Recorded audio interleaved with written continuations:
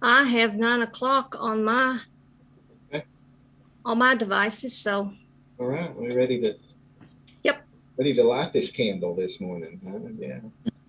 All right. Well, good morning, everyone. I know we're probably going to still have some people join us, but we do want to go ahead and get started.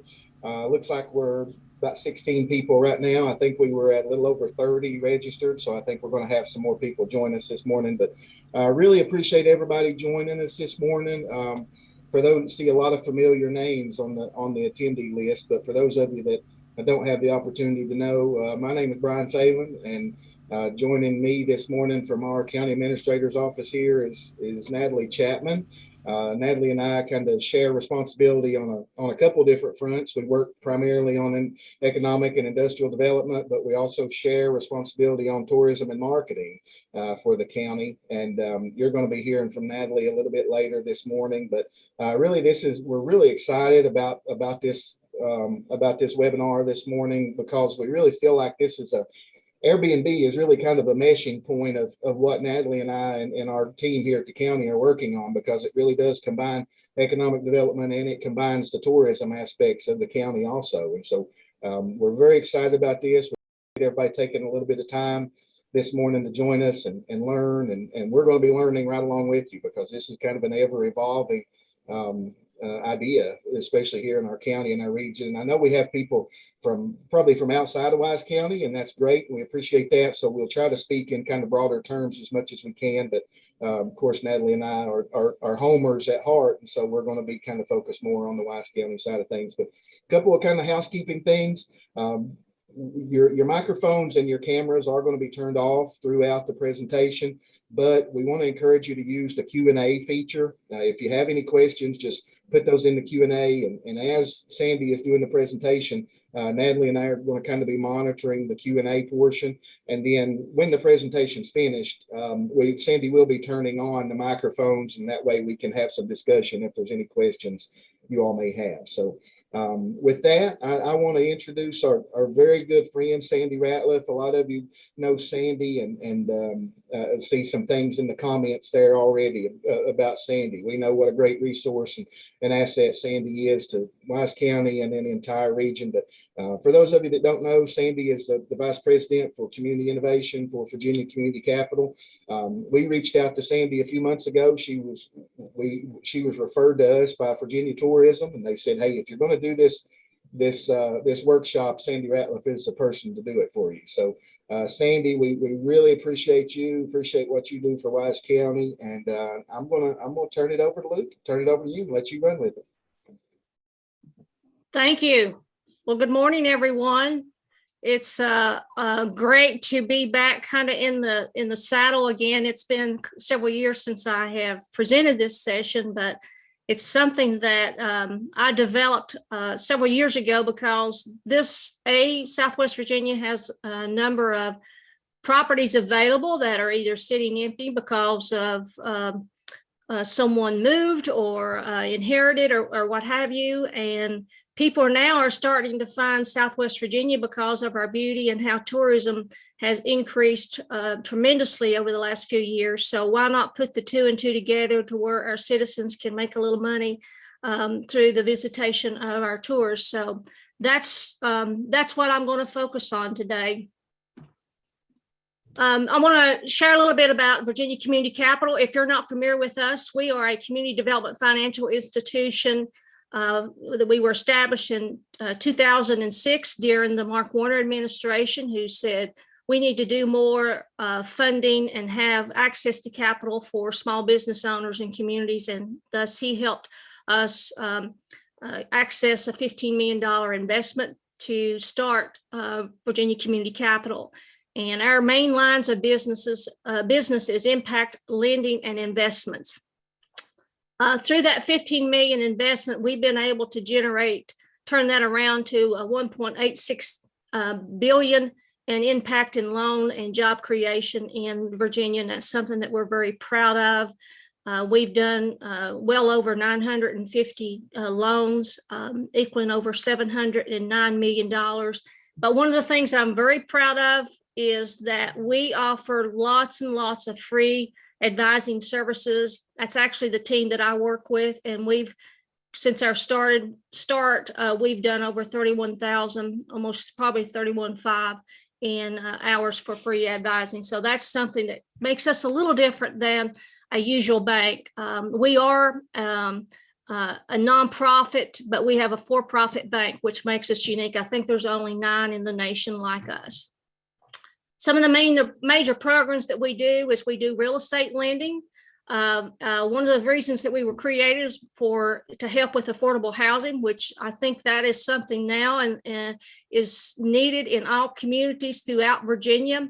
We do a lot of that. We also have a food access loan fund for communities that it's hard to believe that there are food deserts in Virginia where people do not have access to fresh foods. And what this is what this fund helps with, is to allow help business owners who want to get into the fresh food market and have access for the citizens. We also do solar energy lending, as well as small business lending. And you can see there, I won't go through every line of it. Our typical loan structure is anything from 150,000 to 5.4 million. And you can see there the different types of eligible uses of those funds. The other thing that we do, especially in our team, is professional development training. For those of you that know me, I've been doing training since probably, I would say 2015, if not or earlier than that. No, I'm sorry. Time flies when you're having fun. It was in 2006 that I started with the state of Virginia and started working to help get opportunities out to citizens in Southwest Virginia. If you've not joined one of our new knowledge sessions, those are held every 2 weeks. We do about 20 plus of those a year. And I just want to call your attention that tomorrow we do have a new market tax credit session. If that's something you're interested in, especially as you're investing in real estate, that might be something you want to look at. Those are held at noon on Wednesdays, and they are online as well. And I also want to call your attention, we're getting ready to start a QuickBooks series in that program. And for 4 weeks, we'll have a CPA talking about different aspects of using QuickBooks. The other thing that I want to call your attention to is our team is doing a session, in-person workshops next week, and we're going to be doing one in Bristol on April the 1st, and it's talking about different community, and economic development financial resources, and also talking about opportunity zones. So that's something you might want to look at. So that's not why you're here. You're wanting to hear about Airbnb. It's hard to believe that how much this has taken over in a short amount of time when Airbnb started, but it's basically a renting platform that you can use to put your property on, that people can find you, they can make their reservation, and this is where your money's coming from. It helps owners of properties to get to increase their market access and to get those properties rented out. There's over 2.9 million hosts worldwide, so you're not the only one doing it. So don't think you're going to make a mistake, because you won't be the only one that's done anything like that. And it's a really easy platform to use. And you can rent your entire home, a private room, or in a shared space. It's however you want to set it up and use it. Why is Airbnb a great opportunity for Southwest Virginia? By the way, that aerial is when I was learning to fly my drone. This is over where I live. That's actually my home there in the bottom of the photo, but it offers an opportunity for small businesses and people that are wanting to get into business, a way to generate revenue. It also helps create needed housing and rental options for our communities. Again, I mentioned tourism. That's one of the reasons why I started this program, is to help the tourism industry with, it's not easy to attract a big developer to come and put in a Hampton Inn or a Holiday Inn in some of our communities, but we do have a lot of empty housing in these communities. So why not turn those into Airbnb properties? And that way you're able to generate revenue that helps pay those taxes. You got to pay them anyway. For a small investment, you can start bringing in some income. But it also, there's people that are traveling that prefer to stay in Airbnbs instead of into these stuffy old hotels. And they like the character, and it gives them a better feel of the area. So those are things that you need to look at. This is just a few statistics about Airbnb. I'm not going to go through each one of them. Typically, an Airbnb costs less than a hotel. They are, I guess, more amenable to their clientele. Now, you do have risk with property damage when you are not careful about who you make a reservation to, and we'll talk more about that as we get into it. The average cost for a nightly stay is about $80, but that again changes depending on your location. And we're going to talk more about the fees, but typically a host fee is about 3% that you're going to pay out for every booking to Airbnb. And then the guest is going to pay up. It could be up as much as 20% of the total to pay all the other expenses. But again, that last bullet, I want to call your attention to. If you have other properties or businesses, especially cafes and restaurants in Southwest Virginia, why it's important, this industry, Airbnb industry, is because in 2018, guests spent upwards to $35 billion at local cafes and restaurants and shops in those areas. So from an economic development standpoint, that's pretty substantial. And that's why communities are helping folks get started, just like Brian and Natalie is doing this workshop today, is to help folks take advantage of this opportunity. I've not been able to find updated info, but here's an example of the impact just in Washington County. This was in 2018. Over 750,000 guests stayed in 40 Virginia counties. That's the impact for Virginia, and I'm sure that's almost doubled in the last several years. But just in Washington County, 7,000 guests stayed in 1 year in Washington County. That provides a supplemental income of about $5,500 per Virginia host. So you can think about what additional income you're going to generate. Think about that, $5,500 to, I say it could go up to $8,000 that you could generate for just one property. Here's Our DNA is a website that I get a lot of statistics from and see the activity. But I looked up some of the communities in Southwest Virginia that operate, that have Airbnb within there. Wise County, the average daily cost is $103. The occupancy rate is 65% for those properties. And the monthly revenue is about $1,800. And you can see the other communities, like, for example, Abington, that's $172 a night that they charge, 70% occupancy rate, and about $2,900 monthly revenue for those hosts. But I mean, look at even Clintwood. They keep a 70% occupancy rate for Airbnb properties there. And folks are generating close to $1,000 in extra income. So the opportunities there, is just, it takes a little work to get started and to operate, but it can be a revenue generator for you. As I mentioned earlier, Airbnb takes 3% commission on that. And that's basically what happens when you set up your account and you reservations start going through your account on Airbnb. They take that money off. And in some cases, in communities, Airbnb will also take the tax and pay it directly to those counties. It just depends on how it's set up.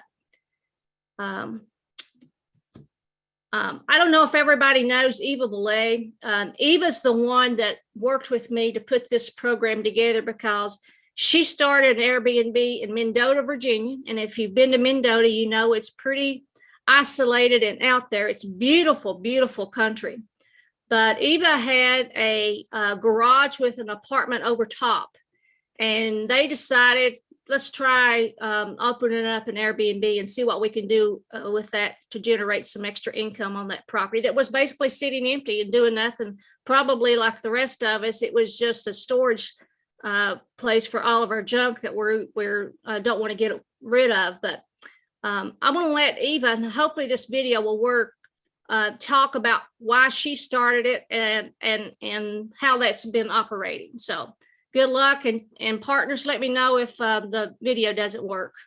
My name is Eva, and I live in Mendota, Virginia, and I have an Airbnb there. I've had the structure. It's a standalone garage apartment, actually. So it's detached from our house, and it's been on the property for 15 years. It was a caretaker's cottage at one point. And then in July, I decided to try my hand at Airbnb. I never dreamed anyone would come out to Mendota, Virginia and stay with me, but I thought I'll give it a try and see. And I was very pleasantly surprised. One of the most fun things about having an Airbnb versus getting that payment after they check out is meeting the people and learning why they come. It wasn't for the same reasons that I thought they would come. Since we have a river outfitter, I thought that I would get guests because they'd want to kayak and stay at my property. And that's happened a few times, but more likely they're staying at the property and they learn about the kayaking, which is different than I thought it would be. But the people, they all have different motivations. We're 17 miles from a grocery store, and I thought that would be a real detriment. And it probably is in terms of volume, but a lot of my guests are looking for that out of the way place, that it's quiet. One of my favorite guests was working on a cookbook. She needed to get away from her children and her family, and she came down for 2 days and worked on a cookbook. Another young lady came and worked on her thesis. Other people, they're just motivated to give an opportunity to someone in our area who's trying to do something different. Well, I had a slight advantage because I stayed in an Airbnb, and I noticed what I liked and didn't like. So the first thing I did was I took a long look at my property, and I determined what would be the negatives and the positives. The first thing that I had complete control over was cleanliness, and I cleaned it from top to bottom. I made everything accessible and put notes on where to find things. Instead of just having a bunch of things under my kitchen sink to wash dishes with, I organized them. I put them in baskets. I labeled and made it easy for my guests to find how to scrub a pot, what dish detergent to use in the dishwasher, what to use in the sink, those types of things. I never assume that they're going to know where something is or find something. So I had to take a long, hard look at the whole property like that, focused on cleanliness and organization. The one thing that bothered me, it bothers me in hotels and it bothers me in Airbnbs. Everybody wants to watch TV at night. There's nothing to do. Generally, you want to watch the news or do something. Learning how to use that remote. And I put very clear remote instructions out. I've got them everywhere because that seems to be a topic that, especially if there's a man over there, they got to have their TV on. So that's one of the things that I did, just looking at every part of that property. And is it clean? What would it look like to a stranger? Trying to look at it with their eyes instead of my eyes. Thinking what would set me aside, because I am in a further location than an Airbnb in Bristol. And in my case, I decided on a limited basis to be pet friendly. Also, I decided to market myself as that remote place in Southwest Virginia and try to turn a negative into a positive.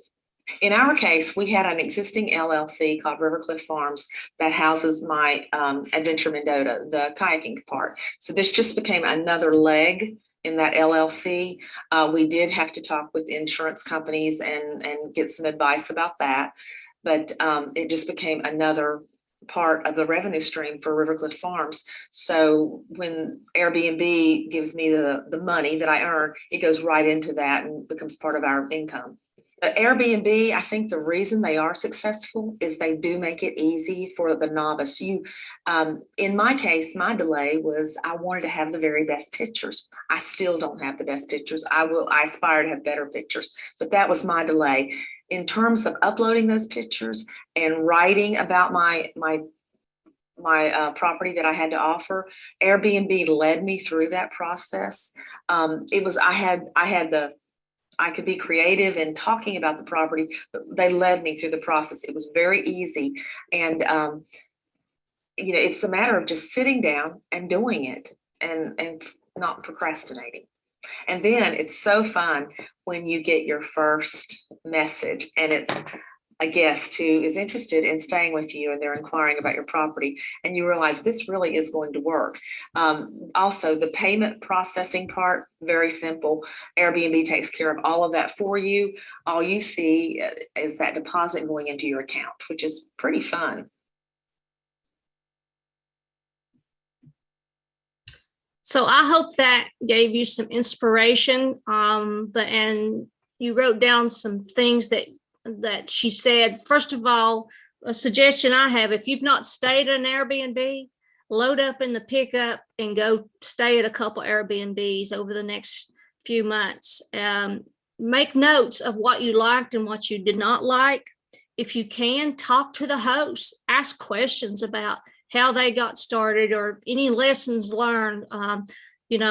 One thing I'm sure they will say, and when I've talked to other Airbnb hosts, they're very careful sometimes of who they, especially if it's someone locally within the same jurisdictions that wants to rent your space, because there's been you can probably look it up online, some horror stories of spring break or high school graduations where they used an Airbnb to have their party and just trashed it. So that's why you got to think of those kind of things until it's too late.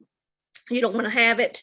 If your property is not ready, I suggest you get it ready, do your budget, see what it's going to take. And I highly recommend that you have it right before you have your first guest, because you want those good reviews. You want those posted on the Airbnb wall for your property, and you want to get it right at the very beginning instead of making all those mistakes, or the commode will not flush, or the TV's not working. As Eva said, that's pretty important to some people, especially men, that the TV and the remote works. So that's things that you need to look at. But how does it work on Airbnb? It's simple. You go to Airbnb, sign up, create an account, put your properties on there, list it, and we'll go into more about this in the presentation, but talk about your property, what's unique about it, and then now you are a Airbnb host. Now, if you've not, again, you're new, you're just setting up an account, it's pretty easy. And to make this easy for me, I created a little video of how you go about setting up an account on Airbnb. If I can do it, you can too. Setting up an Airbnb account is very easy. Just go to Airbnb Inc., create an account. You can use your existing Facebook account or Gmail account, or set up your own. I set up a new Gmail account just to make things easier and to keep things separated. Just fill in the information,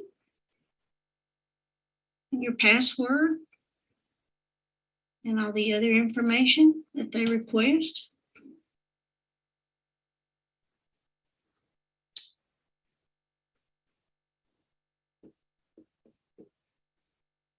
You might want to include there that you don't want to receive marketing messages from Airbnb. That's your decision. After you've completed everything, just simply hit sign up and you go from there.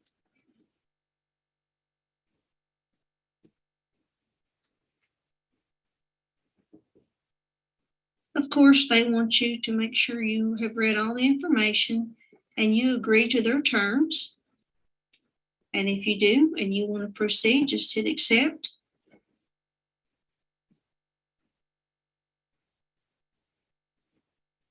Now, this is where you start populating the information about your property. Is it a house? Is it a room in your home? What type of home is it? There are a number to choose from. Pick the one that best describes your property.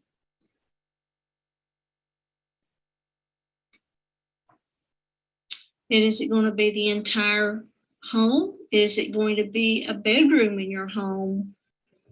Again, these are all things that you pick out and decide.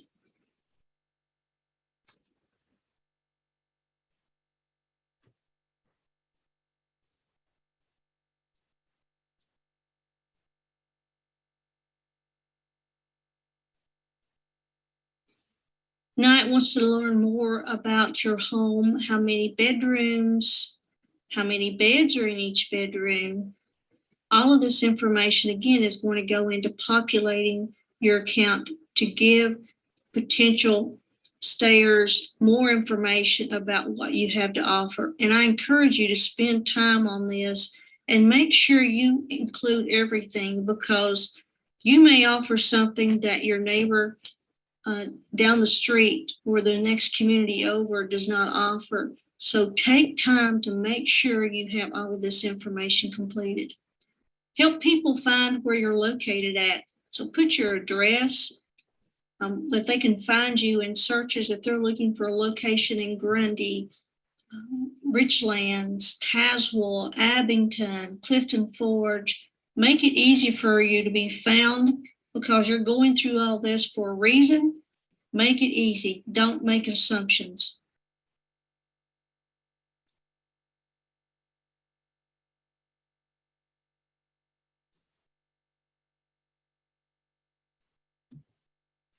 Okay, I hope that helped, and that you're ready to move forward. One of the things I wanted to point out, those little details. For example, you may have a sofa that makes out into a bed. Include that in your description. It may be that someone's coming to a family reunion and they want to rent out your space, and they have that extra cousin that's coming and they need some place to stay too. So think about that. And for those that know me, you may have noticed when I was showing you how to set up your account and I put my birth date in there. I'm going to be honest with you. I was not totally honest on there. So I'm just giving it to you straight. I wish I was at that age anymore, but there are three main types of hosts out there. Those are those of us that just want to generate a little extra income because we have the available space. There are those that have they're looking for a stable secondary source of income, and they do that. And not everybody has just one property. You can have multiple properties because there's some people, this is all they do. They just go and buy properties, fix them up, and turn them into Airbnbs. And they have them in multiple communities, states, cities, and this is all they do, is just do Airbnb. So decide what you're wanting to do and why you're doing it. 5 steps to consider when you are getting ready to start an Airbnb. First of all, priority is wherever your property is at, call that jurisdiction. If it's the city, the town, the county, look into all regulations, and Brian and Natalie are going to talk more about that for the WISE area. If your property is in a subdivision or housing development, I guarantee you better be checking with the HOA laws and regulations within those properties. That could shut you down pretty quickly. Check into if there's any specific laws in regards to short-term renting specific to Airbnb and VRBO. Some communities have restrictions in their regulations of how long that you can rent property out. For example, I think the city of Covington will only allow you to rent that space for 30 days, and that's it. And then whoever that tenant is that's renting that, they'll have to rent that from you. So there's different codes and different regulations in communities, so you need to look into that. One of the things that Eva pointed out was to declutter your space, have it open and very pleasing to the eye. You want to make that first impression, and by all means, keep that place tidy. That's something you need to think about if you're going to make the commitment to invest in this property, put it out on Airbnb. Who's going to clean up and get that space ready for the next tenant? If it's going to be you, that means that's extra time for you. If you have to hire it out, that's an added expense, but that's your decision and you've got to make it. And I would definitely do it before you start this business. Eva mentioned about photography and photos of her property. I would suggest, if you can, hire a professional photographer, because again, you want to make that first impression. That first impression is on your website or on your account where people go and learn and find you. So be creative, but make sure it looks clean and tidy, and that people, it's appealing to them. And even don't forget the outside of it. If you've got that beautiful panoramic view, show that, but make that first impression and get that photography done. Airbnb does offer some free photography, but I think it's only in major cities. You can check on there when you set it up. List your space. What's the most appealing inside and out of your space? Try to sell the experience. Don't forget, you're located in one of the prettiest parts of the country, in my opinion. So add that to your comments about the region and some of the attractions that you would have. We'll have a bunch of people in town next month for the Bristol Raceway, or it's the birthplace of country music, or all those great things about Southwest Virginia. Joe Morton with Heart of Appalachia can share a lot of good tidbits with you. He's joining us today, so reach out and include that. Some things that Eva shared with me recently that she puts in her guest book. She has a notebook that it contains all of this right there for her guests to access to. First of all, is the 911 address.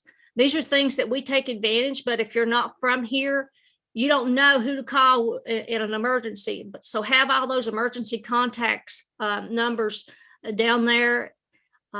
List restaurants and food options within your jurisdictions. If there's any famous restaurants or anything, make sure you include that. If you're providing Wi-Fi, make sure that they know how to get on your Wi-Fi and what the password is for that. As Eva mentioned, she gives detailed instructions on how to use the TV remote. And yes, people can get angry about that. So take out the guesswork for them, make it easy for them. And then again, play up and share all the great things going on in Southwest Virginia that you can do, the outdoor recreations like Spearhead Trails and all the others, the Clinch River and its uniqueness. There's so much in Southwest Virginia and East Tennessee that we have to offer. You might learn a few things while you're doing your research on your Airbnb. So share that with others. Let them fall in love with that property. When you are talking about photography, some tips that you might want to look at is, again, declutter, clean that space, prepare each room, turn on all the lights in the daytime as you're taking those photos, just to bring it, lighten it up. Shoot from a corner, pay attention to the details on the Airbnb. If there's been someone else in there just before you do the photography, make sure they didn't leave their McDonald's cup sitting on that table or anything. Make sure you got the shot correct before you do it. Take some panoramic shots too, especially if you've got a beautiful outside exterior of the property. Show that off. Take from different angles. Paint up the lifestyle within that Airbnb area where it's located, and include some photos from the town or surrounding area. Again, this is your opportunity. First impressions matter. Take advantage of it. Now, when you're pricing your space, as I mentioned earlier, one of the first things you should do when doing your research is go and visit and stay at some Airbnbs, either not only in this area, but in some other areas. Write down those notes.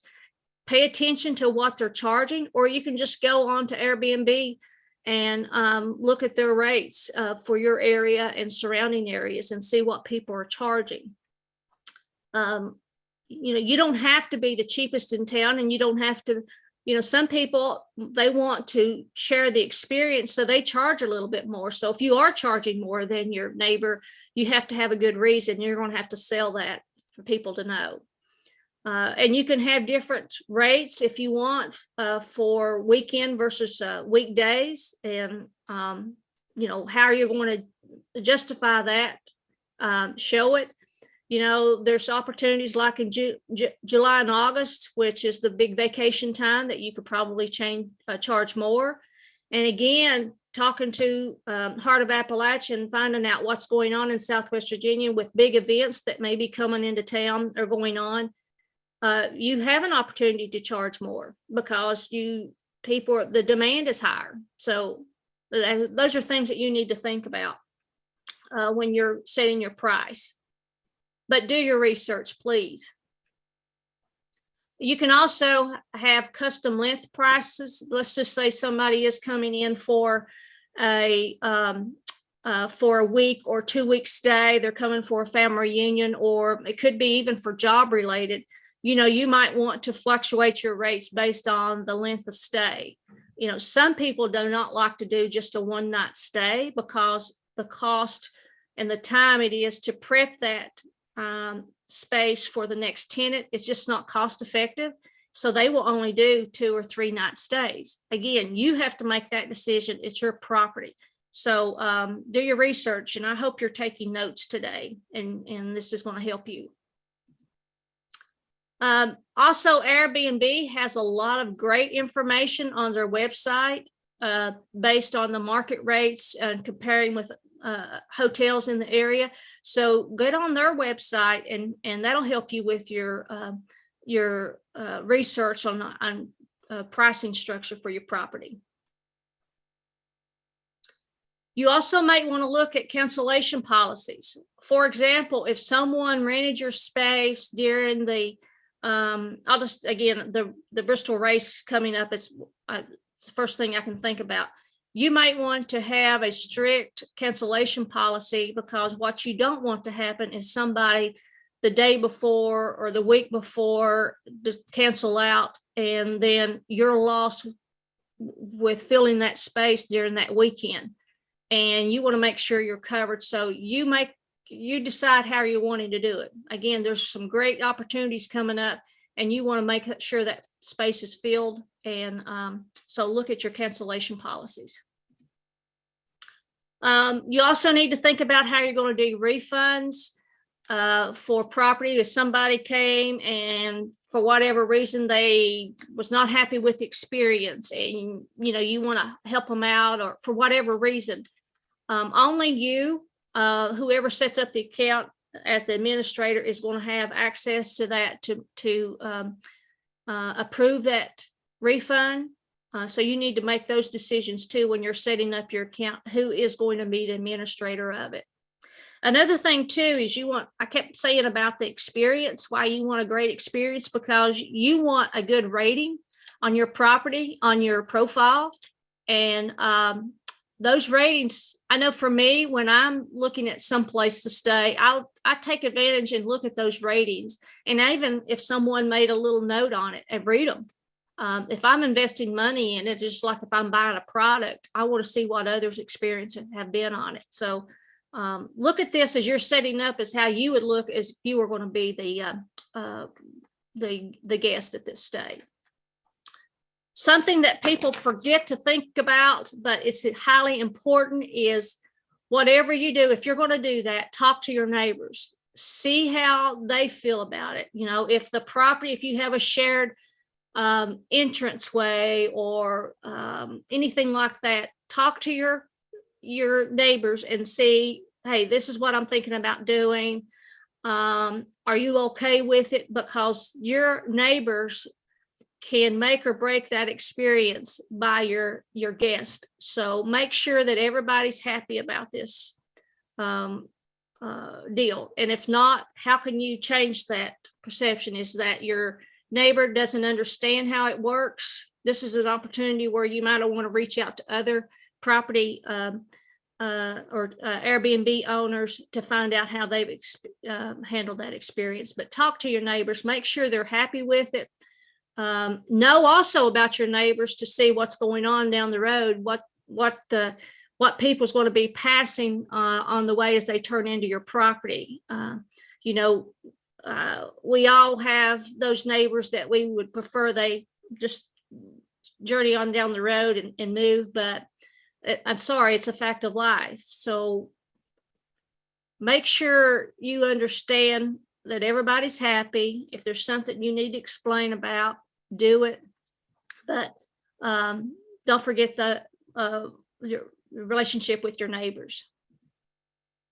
Now, Airbnb is a software, and as we've all experienced, anytime you're working with any kind of electronics, they can have bugs in them. So it's up to you to keep your content on Airbnb updated. That's not something that they're going to look at and do. So if you've decided to make a change to your house rules or policies, go on there and change it and make sure what's there when you set it up and you go back once a month or however, is that things are updated and correct, and that during a software upgrade that your content was removed or what have you. It's up to you to make those things, and it might be something you just want to put on your calendar or just make it a habit. Maybe if you're after you've had your Sunday afternoon nap and you're online, that you might want to go and check and see your account, make sure everything's great. Now, if you've not stayed at an Airbnb and you don't understand what your guests, how they go about it, a friend of mine, Vivek Patel, who has stayed at a number of Airbnbs in Southwest Virginia, because he lives in Northern Virginia. I asked him to do this little video of what it looks like and how your guests go about setting up a reservation with your properties. Start by loading your browser. Today, we're going to book an accommodation or a home as a guest. When you land on the Airbnb page, you have three options. You can either book homes, a place for you to stay, experiences, if you want to book an outdoor recreation. Sorry.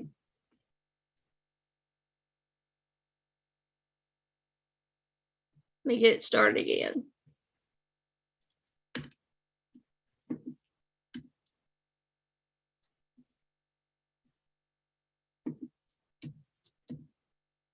I wish I hadn't have done that. Bear with me.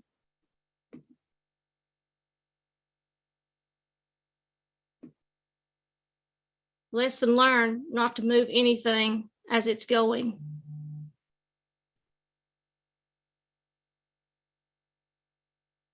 Hang on, let me restart PowerPoint. I apologize.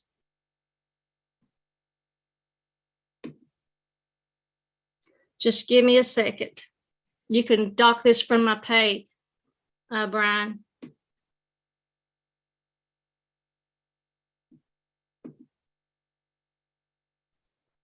Yeah, we'll give you this one for free, Sandy, but Okay, no hang more. on. Let's give it a whirl. It happens, no worries.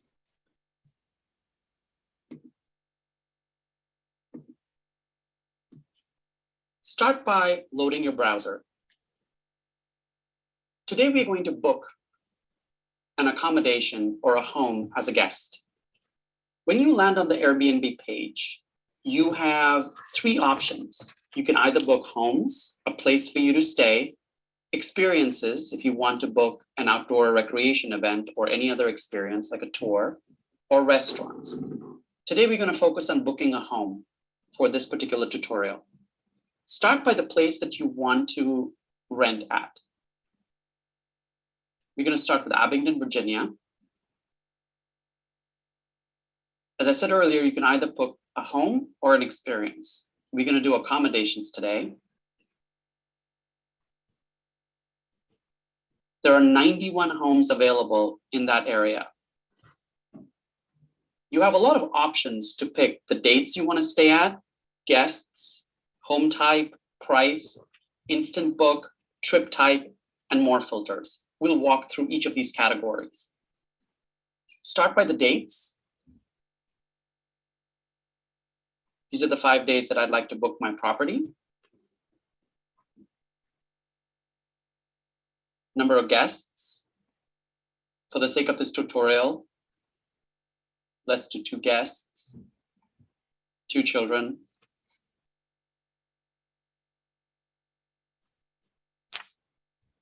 You can see that the number of available homes decreases or is very selective depending on what you choose in terms of the dates and the number of guests. The map is a real-time visualization of the properties that are available and listed geographically. Home type. You have the option of either getting an entire place to yourself or a room within a private home.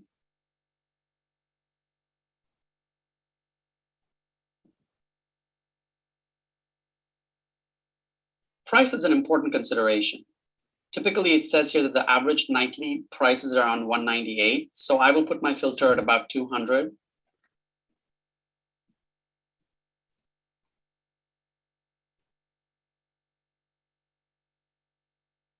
Instant Book allows you to make a request to book a place without host approval, without waiting for host approval. I usually like to ask questions of the host, so I don't automatically select this.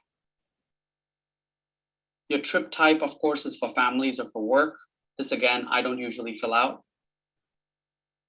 Now, under more filters, you have a large variety of options. You can look at how many beds or bedrooms you want. I'm going to pick 2 bedrooms, at least 1 bathroom. Some people can pick 2. Superhosts are hosts that have been reviewed quite extensively on our experienced Airbnb homes. If you need accessibility, that is an option as well. You can choose specific home features. Most commonly, these are the different amenities available. Almost all of the homes have them. But if you want something very specific, you can pick it right here. You can choose the facilities that you like, the type of property. Some people like houses, others apartments. And since I have pets, I will choose pets.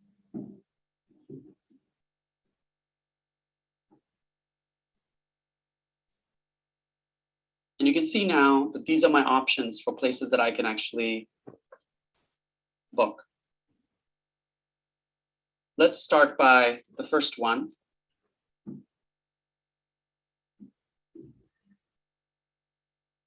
This tells you a little bit about the property. You can see Robin is a super host. It talks about the check-in. These are all the details. I almost always read about this space to get a sense of where this might be.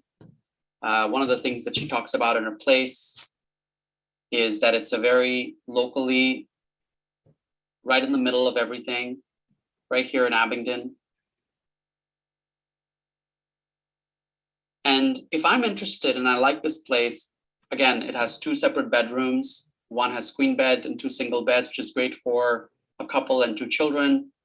It's pet friendly. The dates that I requested are available. And in all of the reviews, she has very high ratings. You can see she's 5-star.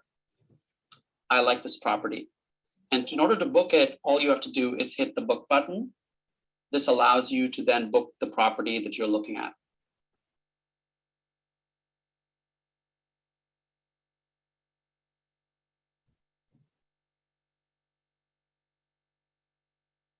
You can also do searches of other places in case this is not something that you wanted. If you want something cheaper or in a different part, you can look at this property, for example, by clicking on the map. This is a mountain retreat. And this tells you a little bit about that property. So I always do a research of a couple of different properties and try to identify what's best. Again, it says here, you can read more about the space. It talks about the cost and all the amenities. Again, it has 2 bedrooms and enough for multiple guests. Some guests require a 1-night minimum stay, while others may require more. And if you want, you can read the reviews. It tells you a little bit more about the property, where it might be located, what amenities it has. I rely often on reviews to get a good sense of it. And then when you're ready, you just have to book the property. You can also choose here to write to the guest. So if you want a little bit more clarity, you can reach out to the host and ask them questions. And the way you do that is contact host. And before you book your property, you say, you can review what comments they've written, the price and availability. But you can also ask them a question. Hello, Debbie. I wonder if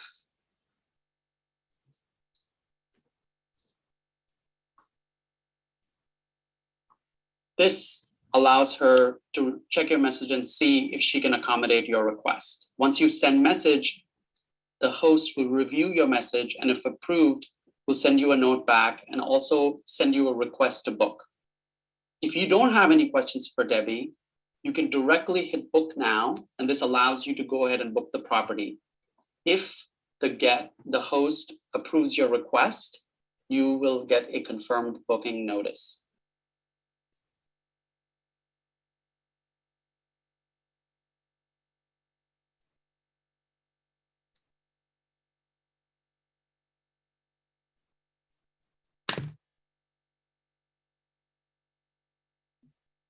Okay, I hope you got some good tips there. One thing that I wanted to point out that Vivek addressed is that guests can send you, or potential guests can send you messages.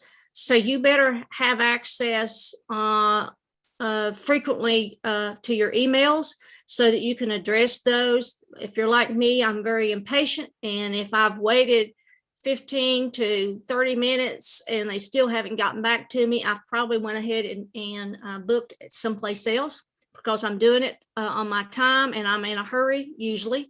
So make sure you have access, whoever's going to be the administrator of the account, that can get their emails and be able to respond quickly. And Vivek also showed you how you can do your research by just going on and booking a room in other areas of Virginia or Tennessee, East Tennessee, that you can use it to do your research on the cost of them, how they've got their the profile set up on their properties, how they've got them listed, make a little note on the good, the bad, the ugly, and that way before you do it, you're going to put the best foot forward. You also need to make a decision on, do you allow pets?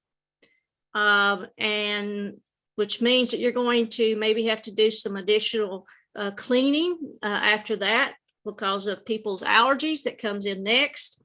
You may even want to have easy access to a little scooper or something like that if they're traveling that they don't have, that they would need if you're going to allow it. Have it there handy for the folks. You also need to make a decision if you're going to allow smoking. If you are, I would suggest if you have a porch or a patio or a deck, that you have something for smokers to put their cigarette butts and stuff in, just to help reduce. So you've got to think of all of these little things as you're starting to set up your property and make that decision. Again, if you're going to allow smoking, that's going to add more to your cleanup. And is that something that you want and you're prepared to do? Those are your decisions. They're not mine. Now let's talk about insurance quickly. As an Airbnb host, they give you insurance. It used to be up to $1 million. You can go and check and look at those fine print on Airbnb. It does not include everything. So I recommend to everybody, whoever your insurance is on that home, on that property, is ask them how much insurance that I need. If you just have that, the space has been empty, and now you're going to have people in there, you really ought to consider talking to your insurance agent and figuring out if you need to add additional insurance onto that property. because now it's no longer sitting empty. There's going to be people coming and going in it. And you want to make sure that you're covered. It's better to be safe than sorry. Now I'm going to turn it over to Natalie Chapman with with Wise County, and let her just address the requirements with the towns and counties. Yeah, hey everyone. Sandy, thanks so much for all the great information so far. Just a quick introduction for me. Again, my name is Natalie Chapman, and I serve as the Economic Development Supervisor here in Wise County. As we said at the start, we're just so pleased to be able to offer this workshop as a resource, and we really appreciate Virginia Community Capital and you, Sandy, for lending us your time and your expertise on this topic. So it is very encouraging to see so many local folks on the call today, and we're hoping this session is going to inspire at least a few folks out there and empower them to make and create their own Airbnb listings. So I'm going to try to be brief here so we can get back to the good stuff with Sandy, but I wanted to make sure we touched on some local regulations and best practices to be familiar with before your Airbnb opens its doors for guests. And before I jump in here, I do just want to preface these points by saying that Airbnb and similar platforms is still a fairly new concept in our region. And as the trend grows, as the trend for short stay rentals grows, localities will likely revisit some of these regulations because we're still learning too. So these are subject to change. Just off the bat though, if you plan to operate an Airbnb in any Wise County town or the independent city of Norton, you are going to need a business license. These can be obtained through your town's clerk or treasurer's office. If your property lies outside of town corporation limits, however, you're not going to need that business license. The county does not issue business licenses. So just be aware of where your property is located. You should familiarize yourself with your local zoning district and zoning ordinances, and just confirm that your rental is allowable under code, and that you're complying with things like occupancy rates, parking allowances, and anything of that nature. And your local zoning administrator can help answer any questions you might have there. Other permits, regulations, and potentially taxes may be imposed by your specific locality. So the best practice we recommend is your local and zoning administrator and your treasurer or clerk, just to make sure you're starting your new venture out on the right foot and that you're staying in compliance. Sandy, do you mind to help me get to the next slide?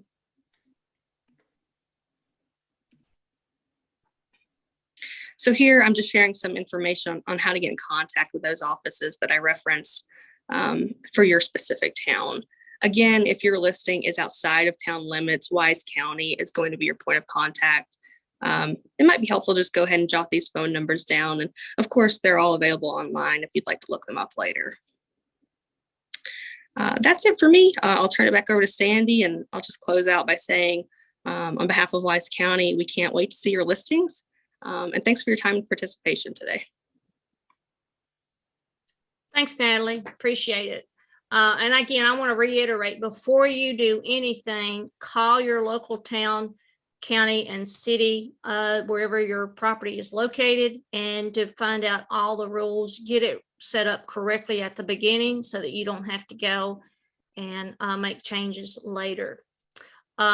If your property is, of course, you don't live there and you live away, maybe you live in another town or a county or city, and you want to keep track of your properties electronically through cameras, there are options like that, but you need to also look at the rules that Airbnb imposes on having surveillance equipment in properties. Some may just look at something at their door, so you can see people coming and going to make sure they've checked out, but that's up to you. But do your research before you get started.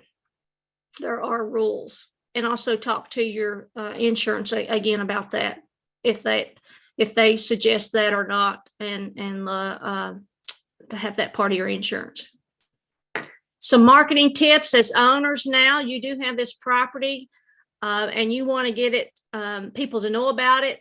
Take advantage of Airbnb's resources. If you remember, Eva said earlier, she uses that a lot because that's the first place that people are going to look at is on Airbnb. However, if you want to take advantage of things happening in Southwest Virginia coming up through this summer, you may want to, share on, your Facebook channel or what have you, and let people know that you've got this property available. And, it'll soon be time for a family reunion. Hopefully now that COVID is kind of starting to die down, we can get back to being with our family and friends. So take advantage of those opportunities. One thing though, I highly, highly, highly recommend is if you have a property, let Brian and Natalie know, contact your Chamber of Commerce, contact the Heart of Appalachia and your tourism offices in your county and towns and areas. Let them know about those properties. And I also recommend that any major industries in your area, you might want to talk to the manager or the HR manager and say, because they have people that are traveling for meetings or to make repairs to equipment and so forth, they might want to keep up with what's available for short-term rental. So take advantage of that. Don't leave any low-hanging fruits. There is let people know that you have this property available. And don't forget your churches in your area too. That's another where they have people coming and visiting. So don't forget to promote locally. But again, use Airbnb's resources. Again, you can, however you want to promote your business, you can. But when you're setting up your profile and it's being found, include things like if you have a washer and dryer in it, which for me, if I'm coming to stay for a week for business or what have you, that's might be important to me. If you've got a coffee maker, if you're allowing kids to stay in your property with, of course, the parents, if you're going to provide a pack and play, if it's going to be wheelchair accessible, let people know all of these things that you have. So that's less packing for them. And it's just another great way to show your support for the tenants. If you, again, you can look at all of this. By the way, Natalie is going to share the slide deck with everybody today later on. So you will have this and you're not having to quickly try to jot down all these notes, and you'll have them. And so hopefully it'll help you. And also, as I said about checking your profile, go and see how often you've been clicked on your photo. And if you're seeing you're getting clicked a lot, but you're not getting those stay, try to determine why that is. This part of it, when you've got a business, you've always got to be researching and figuring out, how to increase your market share and activity. So these are parts of the things that you need to look at. Stay up to date with market and news trends that's happening in the industry. It's up to you. It's part of the research. Follow the best Airbnb hosts. There's even some that I follow that have YouTube channels, that have Facebook channels, that they post things. Follow some of those folks and find out what's happening in the industry. Keep up with market conditions, guest preferences, and so forth. When COVID hit, this industry was hit hard because people weren't traveling and so forth. But when it started to open it up, there might be things that you can do for cleaning and so forth to make people feel more comfortable. And by following and what's happening in the market, you could be better prepared and to adjust for those conditions. So keep your research up. Some tools that a friend of mine who has a couple Airbnbs up in the Bluefield area suggested. These are things that he uses in his Airbnbs. First of all, he has the Argo video cameras at the porch at the entrances, not only to be able to keep track, because his main home is in East Tennessee. So that's a good little distance from the Bluefield area. So he can keep up to make sure when the guest arrives, when they leave. There's no cameras inside the residence, but it is on the outside. He also uses these CASA smart power outlets, which I have a number of those in my home, which he can control from wherever he's at on his phone. So if you know that you have a guest coming and they're going to be checking in, and let's say at 7 o'clock, they're doing a late arrival, you could actually have one of these outlets have a lamp in there where you can just hit a button and turn it on remotely for them, or you can turn a radio to have music playing in the background when they get ready to arrive. Use your creativity. Also, in regards to allowing people how they get into it, he uses one of these keypad deadbolts, and he can control it. All he has to do is, before the guest arrives, is send them the code to enter.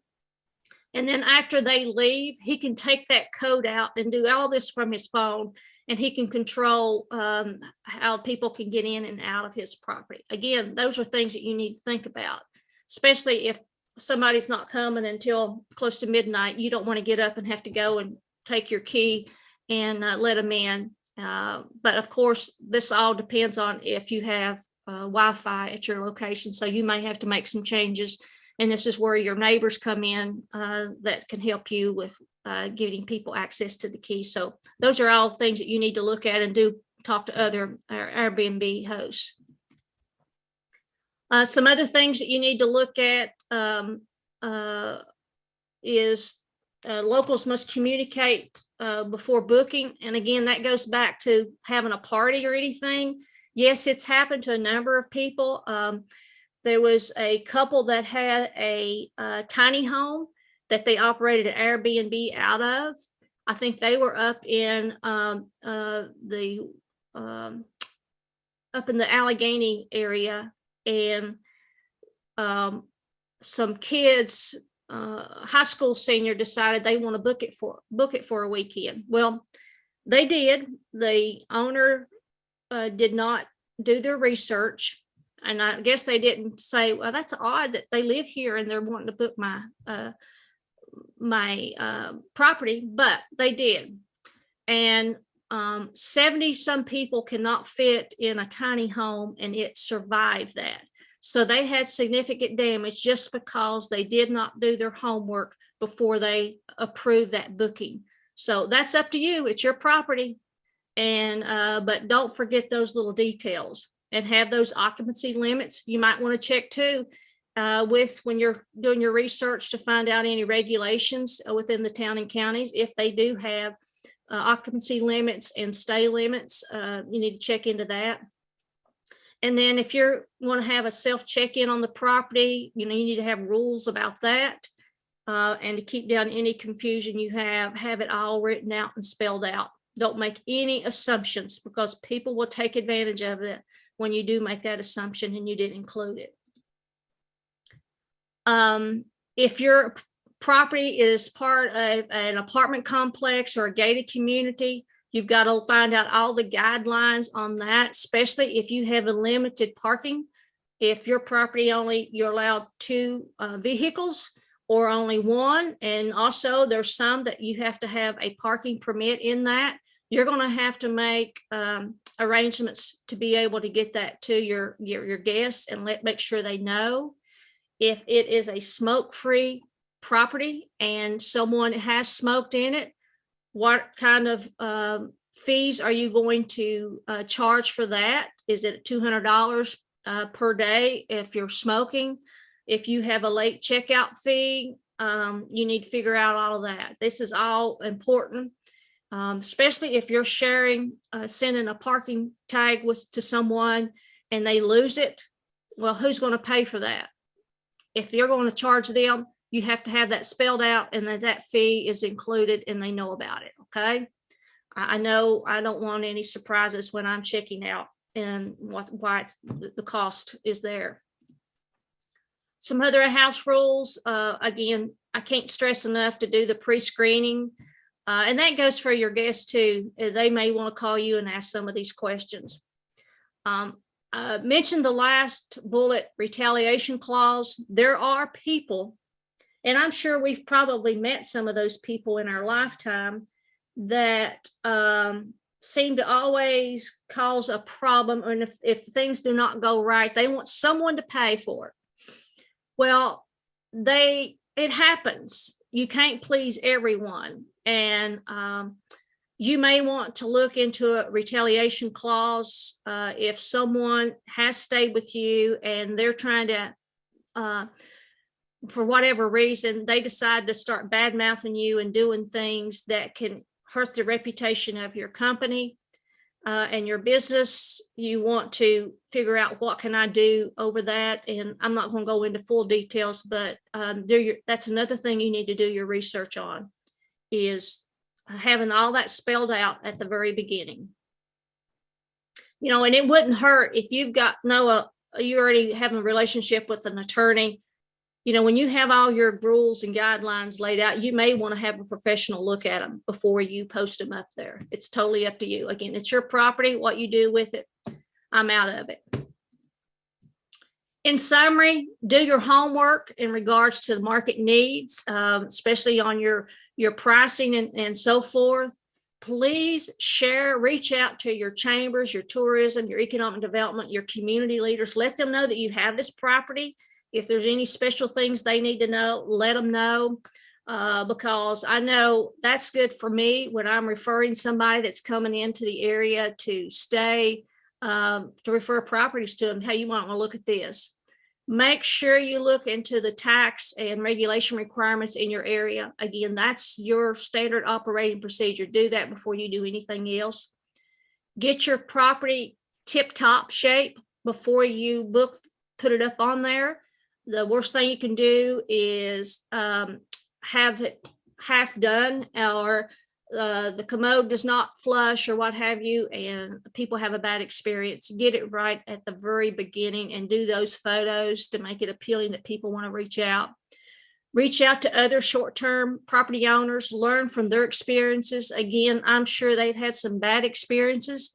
Find out what those are and how they address those. It's best that you do your research and look what you like and what you dislike, and make sure you focus on the like. And staying in an Airbnb is, to me, the best, so that you can see what they do and you do a better job at it. And don't be afraid to ask for help. Again, Brian and Natalie wanted to do this workshop today to help you to get it right at the beginning, because they want you to set up in Wise County and they want you to be successful. And the same goes to whatever other jurisdiction you're located at. Reach out to your professionals and your community leaders and find out. And I hope you are very successful in your endeavor. And I'll be happy. Here's my contact information. You have it when you registered, though. You've probably received emails from me. But Natalie and Brian are your first point of contact in operating in Wise County in the jurisdiction. And again, anything that I can do, you can reach out to me and I'll be happy to point you in the right direction. But I hope this has helped, and I will open it up now to any questions that may be there. Hey, Sandy, thanks so much. A lot of great information there. There is one question that Ked Mead from down in Big Stone Gap just put in the Q&A that we didn't get to yet, that you might be able to ask it. Not sure if you can see that. It says, do you have any guidance on what should be charged for cleaning and extra guests above a certain number? I do not, because that varies by the property and the help that you're getting, and to the extent of what you want. That's just, there's no way to come up with that number. And again, talking to other Airbnb owners would probably be your best thing. For example, Eva, she is a clean freak. She doesn't want her guests to wash the towels or the bed linens, because there's a certain way she wants them washed. She also has a clothesline that she wants to hang them out on. So there's certain ways that she wants it done. Again, that's your all's decision, but it's one that you're going to have to do your research on to find out. I think a lot of that probably has to do with time too, right, Sandy? Exactly. Just have to kind of factor in, okay, is it going to take me 2 hours to clean my property the way I need to? And what's that time worth to me, and to kind of use that factor to put a value on it. Exactly. And one of the things too, I just saw Joe Morton with Heart of Appalachia's note about tourism magazines. That's something that Eva does in that book, is she has information on all the things to do, the restaurants and so forth. It's best that you help each other out, because those folks, those organizations are going to send leads and people to you as well. So think about that and reach out to those chambers and so forth and tourism offices. Yeah, that's a good point, and I appreciate Joe bringing that up. The Heart of Appalachia website and the Heart of Appalachia mobile app is a great resource, kind of region wide. And then Natalie and I mentioned it in the chat feature also, but we have a newly updated visitwisecounty.com website. It has specific locations for lodging. So Sandy, you made the point about letting us know about Airbnbs that are available. We want to get those out there. We want to be a resource and to be able to help you promote those. And I know Heart of Appalachia feels the same way there. So yeah, very, very good points. If anyone has any questions, I know there were a couple of questions that came up early on about taxation, and that is kind of a hot topic, not just here in Wise County, but seems like nationwide. That's a little bit of a hot topic when it comes to Airbnbs. Natalie mentioned it earlier, but the county is looking for some ways, and we've been in some conversation with all of our localities. So all of your town managers and the city manager there in Norton are aware of this conversation and aware that we're looking for ways to kind of streamline this process. Unfortunately, there's not a really good blanket way to handle the taxation issue, but there are some localities close to us who have entered into agreements, and Natalie put the name of that in the Q&A. I can't remember what that $1 million term was, a voluntary collection agreement. So yeah, that's a good one. Somebody got paid a lot of money to come up with that term, I'm sure. So, but we are working with our county attorney and all of our localities to find a way that Wise County and all of our towns can take advantage of that. That way, there's kind of a uniform approach to addressing the tax issue when it comes to the occupancy taxes. Starting an Airbnb is just like you are starting a new business. So you need to do your homework, just like what we counsel, but the basics is do a business plan, because you need to work out, for example, if something happens and you're sick and you have somebody that's staying there and you've got another one booked to come in later and you can't clean it, do you have a sister, an aunt, or somebody that can do it? Because you've got to do it. And you don't want someone to have a bad experience and put that on their on your profile, that, man, you should see the cobwebs in the corner on that place, or God forbid bed bugs, or I don't know, but that's just like sitting down, do your business plan. What's it going to take to get that property available? How much you're going to have that you're going to try to generate monthly just to pay the operation costs, the electricity, the insurance, that type of thing. You need to figure out all of that before you even start having any money that's going into your bank account. Because if it's not cost effective and you've got to hire out all of this, if you have to hire out a cleaning person, that's money that's taken off of your revenue. So is it worth it? And I suggest you do your homework now so that you don't have those surprises. And again, I can't stress enough, go talk to other operators. Ask these questions. They've already gone through it.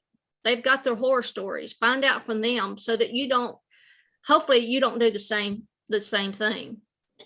That's right. Yeah, good. All good points, Sandy.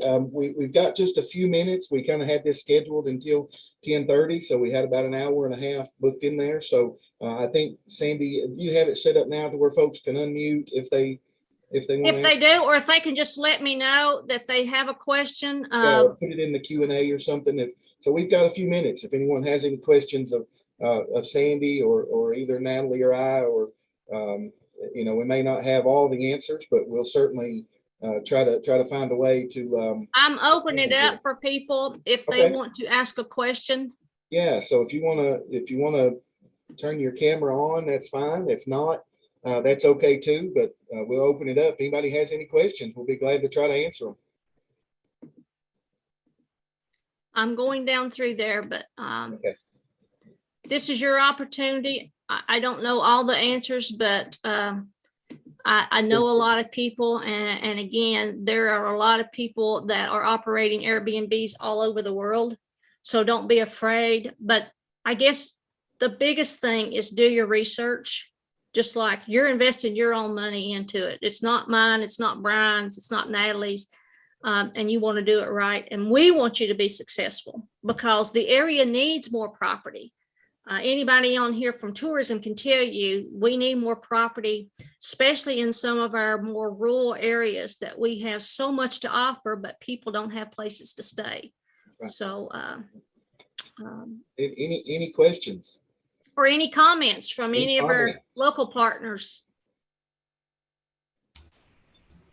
Hey, yeah, this is Kid Mead. I had a question. Did you have any guidance on what you should be charging for a daily cleaning rate, or any extra charge for guests above a certain?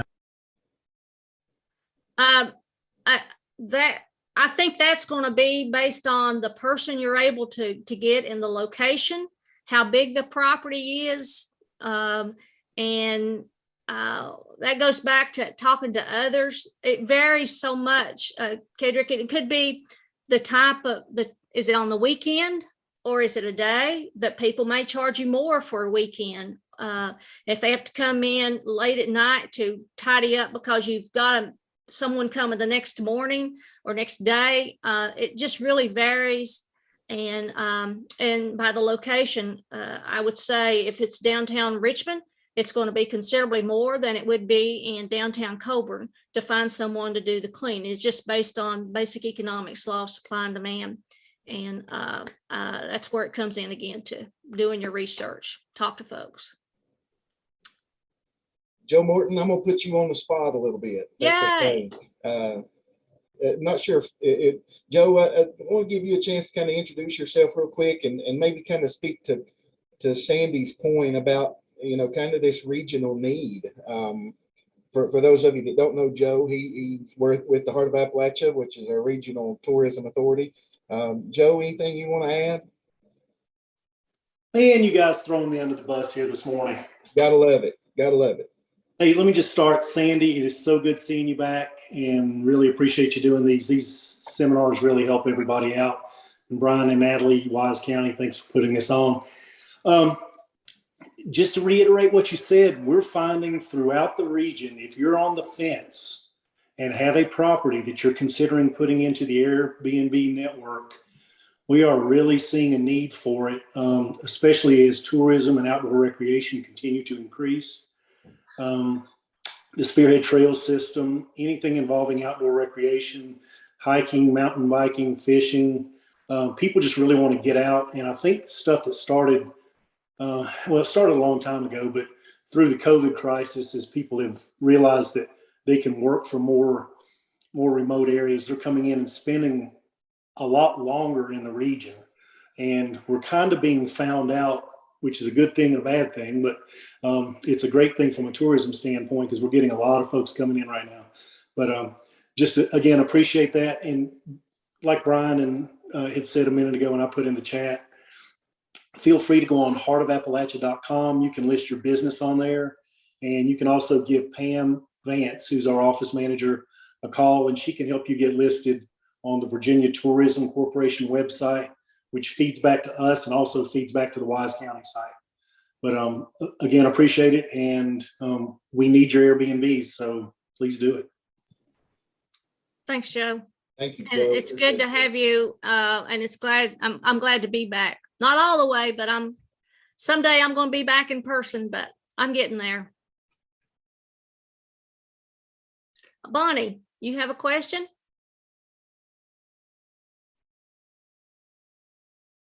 Bonnie Aker? I see your hand up.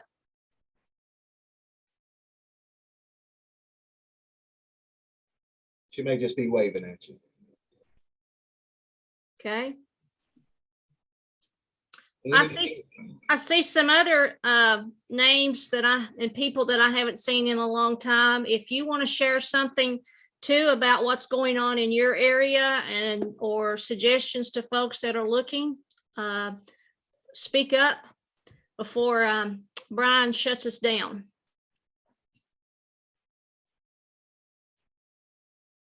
Well, I just want to say thanks for having me, Brian, and for allowing me this opportunity to share.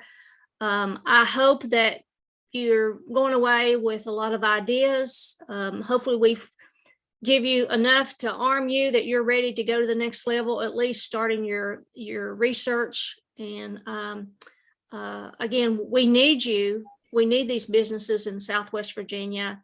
And we want to do anything that we can to help you to take that idea and build it into a business that you're making money. And that's our goal and objective. So move forward, do it, and don't be shy about reaching out for help. And Natalie and Brian's there especially in Wise County to help you. Natalie, Brian, any passing? I don't think so. Sandy, again, thank you. We appreciate it. Looks like I see folks from several different towns around Wise County. And so we hope that information has been beneficial to you. Just echo what Sandy said. Natalie and I are here to help, and if you decide to go down this road, we're here to help you promote this, and we're willing to help out in any way that we can. Natalie, anything you want to, any words of wisdom? No, perfect. I don't think I can improve on that, Brian, but just thank you everyone for your participation today. I guess one last thing, Sandy is going to make the presentation available to us after the fact, both the slide deck and the recorded version. So we're going to try to get those on our websites, and we'll be sure to try to share those in case of anyone who was not able to, anyone's not able to be with us. So we will make that available. All right. Thanks, everybody. Hope you have a blessed rest of your day, and call if we can do anything to help. Thank you, Sandy. Take care. Thank you. Bye-bye.